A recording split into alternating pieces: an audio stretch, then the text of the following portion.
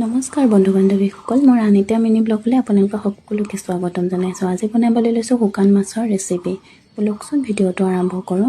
এয়া মই সকলোখিনি যোগাৰ কৰি ল'লোঁ। বিলাহী দুটা সৰু সৰুকৈ কাটি ল'লোঁ, পিঁয়াজ, জলকীয়া, নহৰু, আদাৰ পেষ্ট, মছলা সকলোখিনি যোগাৰ কৰি লৈ মই এখন কেৰাহী পাতি তাতে তেল দি জলকীয়া, নহৰু, আদাৰ পেষ্ট, পিঁয়াজ, বিলাহী সকলোখিনি দি অলপ সময় ভাজি ল'লোঁ।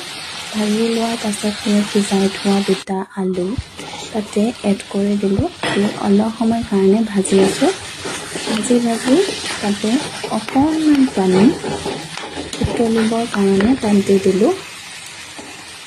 এয়া মই পানীখিনি দি লোৱাৰ পাছত অলপ সময় উতলিবলৈ দিলোঁ। উতল আহিছেই প্ৰায়।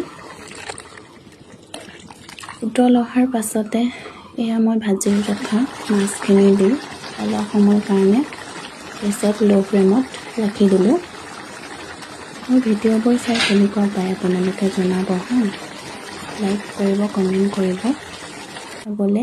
আগুৱাই যাবলৈ যাতে মই উৎসাহ পাওঁ তাৰে কামনা কৰিলোঁ। আজিলৈ আহিছোঁ।